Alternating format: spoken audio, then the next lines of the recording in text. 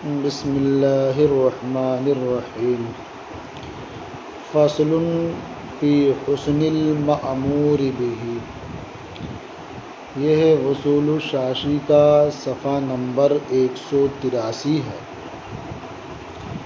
یہ فصل مأمور بہ کے حسن ہونے کے بیان میں ہے۔ حاصل یہ ہے کہ جب آمر حکیم ہوتا ہے تو اس کا کسی شے کا حکم دینا اس بات کی دلیل ہے کہ وہ مأمور بہ حسن ہے، بہتر ہے۔ اس لیے کہ حکیم کبھی بھی قبیح کا مطالبہ نہیں کرتا ہے اور نہ ہی قبیح کا وجود چاہتا ہے، کیونکہ قبیح کی طلب یہ حکمت کے مخالف ہوگی۔ تو آمر حکیم ہو تو اس کا کسی کام کے کرنے کا حکم دینا اس بات پر دال ہے کہ وہ مأمور بہ حسن ہے۔ اب حسن کے مقابل میں قبیح ہوتا ہے تو حسن اور قبح یہ تین معانی پر بولے جاتے ہیں۔ مثلاً ایک معنی ہے صفت کمال اور صفت نقص۔ صفت کمال کے لیے حسن کا اطلاق ہوتا ہے اور صفت نقص کے لیے قبح کا اطلاق ہوتا ہے۔ جیسے علم ہے، عدل ہے، شجاعت ہے، ان سب کو حسن کہا جاتا ہے، اور جہل ہے، ظلم ہے، بزدلی ہے، ان سب کو قبیح قرار دیا جاتا ہے۔ دوسرا معنی ہے کہ دنیاوی غرض کے مناسب کوئی چیز ہو تو وہ حسن ہے، اور دنیاوی غرض کے مخالف مباین کوئی چیز ہو تو وہ قبیح ہے۔ اور تیسرا معنی یہ ہے کہ جس کے کرنے پر تعریف، اجر اور ثواب کا استحقاق ہو وہ حسن ہے، اور جس کے کرنے پر مذمت، عقوبت اور عذاب کا استحقاق ہو تو وہ قبیح ہے۔ تو بروقت اس پر کوئی گفتگو نہیں کرنی ہے کہ یہ جو حسن اور قبح ہے یہ عقلی ہیں یا شرعی، کیونکہ اس میں اختلاف ہے۔ سر دست یہ بتانا ہے صرف کہ مأمور بہ یہ حسن ہوتا ہے جب کہ آمر حکیم ہو۔ الامر بالشیء یدل علی حسن المأمور بہ اذا کان الامر حکیما۔ جب آمر حکیم ہو تو شے کا حکم دینا مأمور بہ کے حسن ہونے پر دلیل ہے۔ لأن الامر لبیان ان المأمور بہ مما ينبغی ان یوجد، اس لیے کہ امر اس بات کو بیان کرنے کے لیے ہے کہ مأمور بہ ان میں سے ہے جس کا موجود کیا جانا مناسب ہے۔ فاقتضى ذلک حسنہ، تو حکیم کے امر نے مأمور بہ کے حسن کا تقاضا کیا، یعنی اس بات کو امر حکیم اس بات کا مقتضی ہے یا اس بات پر دلیل ہے کہ یہ مأمور بہ حسن ہے۔ ثم المأمور بہ فی حق الحسن نوعان۔ تو یہ گفتگو تھی کہ مأمور بہ حسن ہوتا ہے جب آمر حکیم ہو۔ اب حسن ہوتا ہے تو حسن ہونے کے حق میں مأمور بہ کی دو قسمیں ہیں۔ ایک قسم تو یہ ہے کہ مأمور بہ حسن ہو فی نفسہ، بذات خود وہ حسن ہو، اور دوسری قسم ہے کہ مأمور بہ حسن ہو لغیرہ، یعنی خود مأمور بہ میں کوئی حسن نہیں ہے لیکن غیر کی وجہ سے اس کے اندر بھی حسن پیدا ہو گیا۔ تو حسن بنفسہ کی مثال جیسے اللہ تعالیٰ پر ایمان لانا، یہ بنفسہ ہی حسن ہے، اس میں کوئی واسطہ نہیں ہے۔ انعام کرنے والے کا شکریہ ادا کرنا، سچ بولنا، انصاف کرنا، نماز ادا کرنا، یا ان چیزوں کی طرح جو بھی عبادات خالصہ ہیں، جو خالص عبادتیں ہیں، جو کسی کے لیے واسطہ نہیں ہیں، تو وہ سب حسن بنفس ہی میں شامل ہیں، اسی نوع میں شامل ہیں۔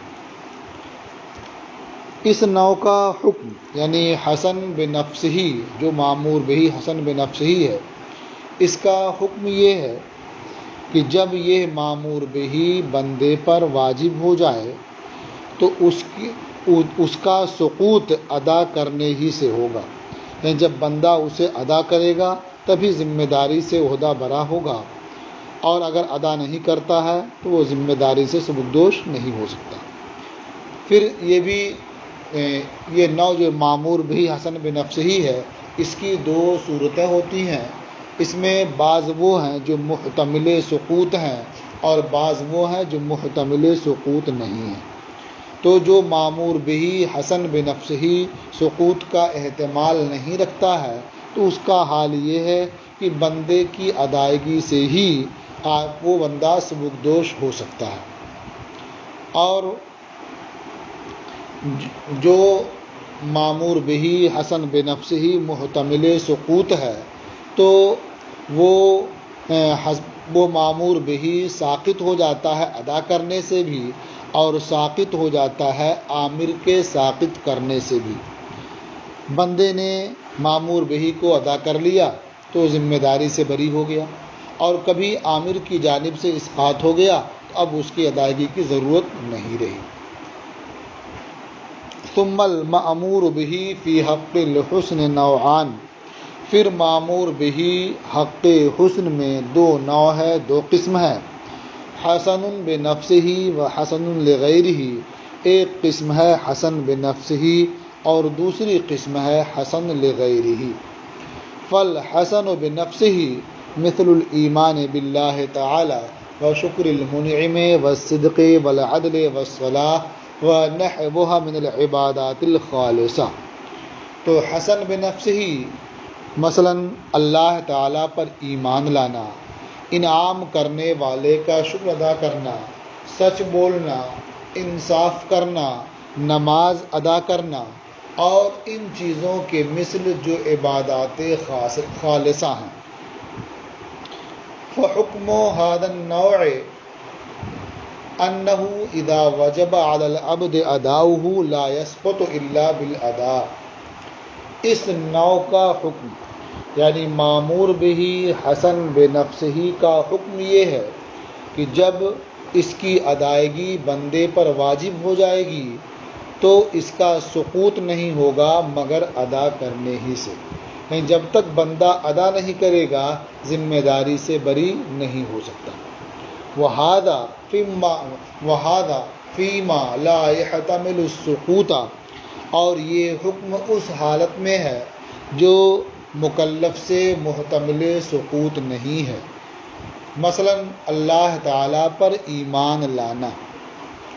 وَأَمَّا مَا يَحْتَمِلُ السُّقُوطَ فَهُوَ يَسْقُطُ بِالْأَدَاءِ أَوْ بِإِسْقَاطِ الْآمِرِ، لیکن معمور بہی حسن بنفس ہی کی وہ صورت جو محتمل سقوط ہے تو وہ صورت، وہ قسم ساقط ہو جاتی ہے ادا کرنے سے یا آمر کے ساقط کر دینے سے۔ مثال کے طور پر نماز بندے کے ذمہ واجب ہوئی تو یہ محتمل سقوط ہے، نماز معمور بہی حسن بنفس ہی ہے، یہ محتمل سقوط ہے۔ اب بندے نے نماز ادا کر لی تو ذمہ داری سے بری ہو گیا، یا آمر نے ساقط کر دیا، مثلا عورت کو حیض آ گیا تو حیض کے زمانے میں شارع نے نماز کو ساقط کر دیا ہے اس کے ذمے سے، اب وہ ذمہ داری سے بری ہے۔ تو وہ معمور بہی حسن بنفس ہی جو محتمل سقوط ہے، فَهُوَ يَسْقُطُ بِالْأَدَاءِ، تو وہ معمور بہی ساقط ہو جاتا ہے ادا کرنے سے یا آمر کے ساقط کر دینے سے۔ وَعَلَى هَذَا قُلْنَا إِذَا وَجَبَتِ الصَّلَاةُ فِي أَوَّلِ الْوَقْتِ سَقَطَ الْوَاجِبُ بِالْأَدَاءِ، اور اسی بنیاد پر ہم نے کہا، یعنی جو محتمل سقوط ہے وہ مامور بہی ساقط ہو جاتا ہے ادا کرنے سے یا عامل کے ساقط کر دینے سے۔ اس بنیاد پر ہم نے کہا کہ جب نماز اول وقت میں واجب ہو جائے تو اب بندہ ادا کر لے تو واجب ساقط ہو گیا، یا بندے نے نماز ادا نہیں کی لیکن وقت آخر آتے آتے اسے جنون لاحق ہو گیا، یا عورت تھی اسے حیض آ گیا، یا نفاس میں مبتلا ہو گئی، تو اب یہ واجب اس کے ذمے سے ساقط ہو گیا، اس لیے کہ شرع نے ان عوارض کے وقت نماز ساقط کر دی ہے۔ اب شرع نے ساقط کر دی اس لیے ساقط ہے، یا بندے نے ادا کر لیا اس لیے ساقط ہے۔ لیکن اگر بندے نے ادا نہیں کیا، شریعت نے ساقط نہیں کیا، تو یہ واجب ساقط نہیں ہوگا۔ مثلا وقت تنگ ہو گیا، اب ادا کرنے کی گنجائش نہیں بچی ہے، تو اس سے واجب ساقط نہیں ہوگا بلکہ اس کی قضا ذمے میں لازم ہوگی۔ ایسے ہی پانی نہیں ہے تو نماز ساقط نہیں ہوگی، تیمم کر کے نماز ادا کرنی ہوگی۔ لباس نہیں ہے تو نماز ساقط نہیں ہوگی، جس طور پر بن پڑے نماز ادا کرنی ہوگی۔ یا اس طرح اور کوئی چیز پیش آ گئی، مثلا قبلہ مشتبہ ہو گیا تو نماز ساقط نہیں بلکہ تحری کر کے نماز ادا کرے۔ وعلی ھذا قلنا، اور اسی بنیاد پر ہم نے کہا، اذا وجبت الصلاۃ فی اول الوقت سقط الواجب بالادا، جب نماز اول وقت میں واجب ہو جائے تو واجب ساقط ہو جائے گا ادا کرنے سے۔ او باعتراض الجنون والحیض والنفاس فی آخر الوقت باعتبار ان الشرع اسقطها عنہ عند هذه العوارض، یا جنون اور حیض اور نفاس کے آخر وقت میں عارض ہونے سے، پیش آ جانے سے واجب ساقط ہو جائے گا، اس اعتبار سے کہ شرع نے نماز کو مکلف سے ان عوارض کے وقت ساقط کر دیا ہے۔ ولا یسقط بضیق الوقت، اور یہ واجب وقت کے تنگ ہونے سے ساقط نہیں ہوگا، یعنی وقت تنگ ہو گیا تو نماز ساقط نہیں ہوگی بلکہ قضا ذمے میں لازم ہوگی۔ وعدم الماء واللباس، اور پانی نہ ہونے، لباس نہ ہونے سے کہ نماز ساقط نہیں ہوگی۔ ونحوہ، اور اس کے مثل کسی اور چیز کے پیش آنے سے بھی نماز ساقط نہیں ہوگی۔ مثلا قبلہ مشتبہ ہو گیا، جب بھی نماز ساقط نہیں ہوگی۔ کسی نے ترک نماز پر مجبور کیا، جب بھی نماز ساقط نہیں ہوگی۔ یہ مامور بہی حسن کی پہلی قسم تھی جو حسن بنفس ہی ہے۔ دوسری قسم ہے مامور بہی جو حسن لغیر ہی ہے، یعنی اس کے اندر جو حسن پیدا ہوا وہ غیر کے واسطے سے، جیسے سعی الی الجمعہ اور وضو للصلاۃ، جمعہ کے لیے سعی یہ حسن ہے۔ حکم دیا گیا فسعوا الی ذکر اللہ، اذا نودی للصلاۃ من یوم الجمعۃ فسعوا الی ذکر اللہ، تو فسعوا الی ذکر اللہ سے سعی واجب ہوئی، یہ مامور بہی ہے۔ سعی فی نفس ہی حسن نہیں ہے، لیکن اس کے اندر جو حسن پیدا ہوا یہ ادائیگی جمعہ کی وجہ سے، کہ اس سعی کی وجہ سے بندہ جمعہ کی ادائیگی کے لیے جا رہا اور جمعہ ادا کر سکے گا۔ اور وضو للصلاۃ، تو وضو یہ مامور بہی ہے کہ اللہ تبارک و تعالیٰ کا ارشاد ہے اذا قمتم الی الصلاۃ فاغسلوا وجوہکم وایدیکم، تو وضو کا حکم دیا گیا نماز کے لیے، تو نماز کی وجہ سے اس کے اندر حسن پیدا ہوا، یہ مفتاح صلاۃ ہے۔ النوع الثانی ما یکون حسنا بواسطۃ الغیر، مامور بہی حسن کی دوسری نوع وہ ہے جو حسن ہو غیر کے واسطے سے، جیسے سعی الی الجمعہ اور نماز کے لیے وضو کرنا۔ فإن السعی حسن بواسطۃ کونہ مفضیا الی اداء الجمعۃ، تو سعی یہ حسن ہے اس واسطے سے کہ سعی ادائیگی جمعہ کی طرف پہنچانے والی ہے۔ والوضوء حسن بواسطہ کونہ مفتاحا للصلاۃ، اور وضو حسن ہے مفتاح صلاۃ ہونے کے واسطے سے۔ وحکم ھذا النوع، اور اس نوع کا حکم یہ ہے کہ یہ معمور بہی جو واجب ہے یہ ساقط ہو جاتا ہے اس واسطہ کے ساقط ہونے سے، یعنی جس کے واسطے سے یہ معمور بہی حسن ہے، اگر وہ واسطہ ساقط ہو جائے تو یہ معمور بہی بھی ساقط ہو جاتا ہے۔ مثلا سعی الی الجمعہ یہ حسن ہے جمعہ کی وجہ سے، تو اگر کسی پر جمعہ ساقط ہو جائے، مثلا مریض ہے یا مسافر ہے، تو اس پر سے سعی بھی ساقط ہے۔ اسی طرح سے وضو یہ واجب ہوا ہے نماز کی وجہ سے، تو اگر کسی شخص پر نماز ہی نہ ہو، مثلا عورت کو حیض آ گیا یا نفاس میں مبتلا ہوئی وہ، تو اب اس سے وہ نماز ساقط ہو گئی تو وضو بھی اس پر واجب نہیں ہوگا۔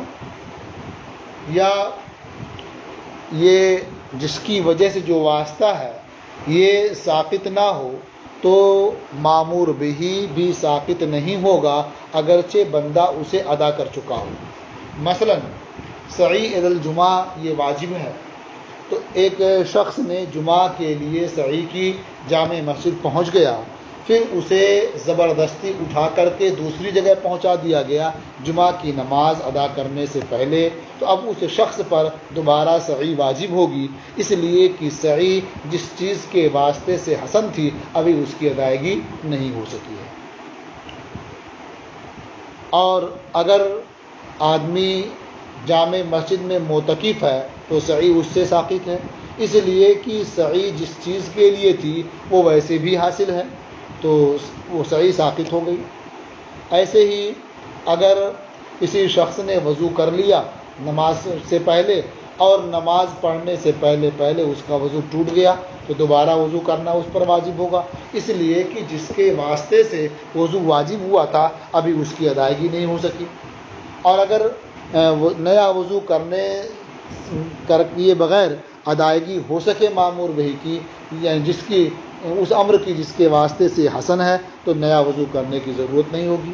مثال کے طور پر آدمی باوضو ہے، نماز کا وقت ہو گیا تو اب دوبارہ وضو کرنا اس کے اوپر لازم نہیں ہے۔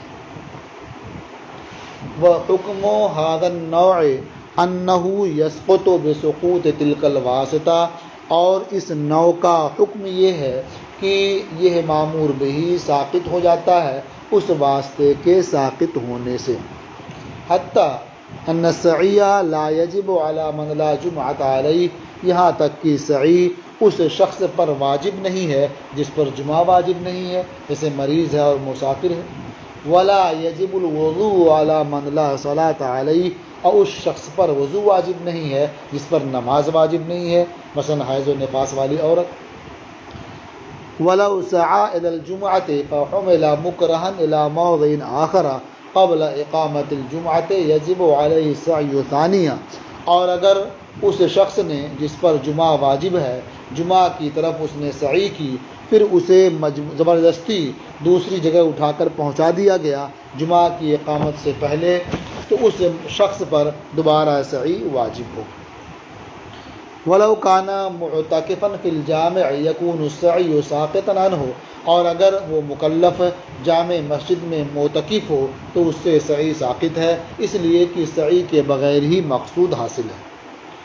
وکذالک لو توضأ فاحدث قبل اداء الصلاۃ، اور یوں ہی اگر مکلف نے وضو کیا اور نماز کی ادائیگی سے پہلے محدث ہو گیا، یجب علیہ الوضوء ثانیا، تو دوبارہ اس پر وضو کرنا واجب ہوگا۔ ولو کان متوضیا عند وجوب الصلاۃ، اور اگر وہ مکلف وجوب صلاۃ کے وقت متوضی ہے، باوضو ہے، لا یجب علیہ تجدید الوضوء، تو اس پر نیا وضو کرنا واجب نہیں ہوگا۔ تو اس سے بخوبی سمجھ میں آ گیا کہ جو حسن ہے لغیر ہی، یعنی غیر کے واسطے سے، تو غیر اگر ساقط ہو گیا یہ معمور بہی بھی ساقط ہو گیا، غیر اگر باقی ہے تو معمور بہی بھی ذمے میں باقی رہے گا اگرچہ اسے ادا کر چکا ہو۔ والقریب من ھذا النوع الحدود والقصاص والجہاد، اور اس نوع کے قریب یہ حدود، قصاص اور جہاد بھی ہیں، یعنی جو حسن لغیرہ آپ نے پڑھا ابھی، تو اسی نوع کے قریب حدود، قصاص اور جہاد بھی ہیں۔ قریب کہنے کی وجہ یہ ہے کہ اب تک جو آپ نے پڑھا ہے اس میں مامور بہی کی ادائیگی سے وہ غیر ادا نہیں ہوتا ہے جس کے واسطے سے مامور بہی میں حسن پیدا ہوا ہے۔ مثلا وضو کرنے سے نماز ادا نہیں ہوتی ہے، وضو الگ ہے، نماز الگ ہے۔ یہ اور بات ہے کہ نماز ہی کی وجہ سے وضو میں حسن پیدا ہوا ہے، یا سعی سے جمعہ کی ادائیگی نہیں ہو جاتی ہے، یہ الگ بات ہے کہ جمعہ ہی کی وجہ سے سعی میں حسن پیدا ہوا ہے۔ تو اب تک جو آپ نے پڑھا تھا اس میں مامور بہی کی ادائیگی سے وہ غیر جس کے واسطے سے حسن پیدا ہو رہا ادا نہیں ہوتا ہے، اور جس کو قریب کہہ رہے ہیں اس نوع سے، یہ ایسی صورت ہے کہ اس میں مامور بہی کی ادائیگی سے وہ غیر بھی ادا ہو جاتا ہے جس کے باعث حسن پیدا ہوا اس میں۔ تو اس نوع سے قریب حدود، قصاص اور جہاد بھی ہیں۔ فَإِنَّ الْحَدَّ حَسَنٌ بِوَاسْطَةِ الزَّجْرِ عَنِ الْجِنَایَةِ، کیونکہ حد یہ حسن ہے جنایت سے، زجر کے واسطے سے، کہ حد جاری کرنے کی وجہ سے لوگ جنایت کرنے سے باز رہتے ہیں، انہیں تنبیہ ہو جاتی ہے، ان کے لیے توبیخ ہو جاتی ہے، لوگ باز آ جاتے ہیں۔ والجہاد حسن بواسطة دفع شر الکفرہ واعلاء کلمۃ الحق، اور جہاد یہ حسن ہے کافروں کے شر کو دفع کرنے کے واسطے سے اور کلمہ حق کی سربلندی کے لیے۔ تو ظاہر ہے حد جاری کرنے سے یہ زجر عن الجنایت کا زجر عن الجنایت جنایت سے روکنا اور ڈانٹنا پا لیا جاتا ہے، اور جہاد سے کافروں کے شر کو دفع کرنا پا لیا جاتا ہے۔ الگ سے پھر کافروں کا شر دفع نہیں کرنا ہوتا ہے، الگ سے جنایت سے ڈانٹنا اور اسے روکنا نہیں ہوتا ہے۔ وَلَوْ فَرَضْنَا عَدَمَ الْوَاسْطَةِ لَا يَبْقَى ذَلِكَ مَأْمُورًا بِهِ، اور اگر ہم واسطے کا عدم فرض کر لیں، یعنی جو واسطہ ہے، یعنی جنایت اور کافروں کا شر، جنایت سے زجر اور کافروں کا جو شر ہے، تو اگر ہم اس کا عدم فرض کر لیں، یہ مان لیں کہ جنایت نہیں ہے، کافروں کا شر نہیں ہے، تو وہ مامور بہی باقی نہیں رہے گا، یعنی حدود کی ضرورت نہیں رہے گی اور جہاد کی ضرورت نہیں رہے گی۔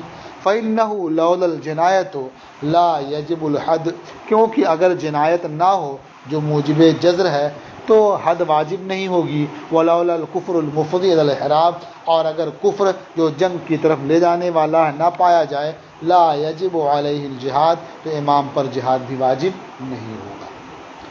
ایک مسئلہ یہاں یہ ہے کہ وَلَوْ فَرَضْنَا کہا اس لیے کہ حدیث شریف میں ہے کہ الجہاد ماضٍ الی یوم القیامہ، کہ جہاد روز قیامت تک جاری رہے گا۔ تو اس کا مطلب یہ ہے کہ جہاد ختم ہونے والا نہیں ہے، لیکن اگر فرض کر لیا جائے، یعنی یہ حقیقت میں ختم تو نہیں ہوگا، لیکن اگر یہ فرض کر لیا جائے تو حکم وہی ہوگا کہ جہاد کی ضرورت نہیں رہ جائے گی، یعنی کفر جو جنگ کی طرف لے جانے والا ہے، اگر اس کا عدم فرض کر لیا جائے تو پھر جہاد کی ضرورت نہیں رہے گی، لیکن چونکہ کفر یہ ختم ہونے والا نہیں ہے تو اس لیے جہاد بھی جاری رہے گا۔ تو یہ فصل ختم ہوئی۔ اب انشاءاللہ اس کے بعد آپ پڑھیں گے ادا اور قضا کا بیان۔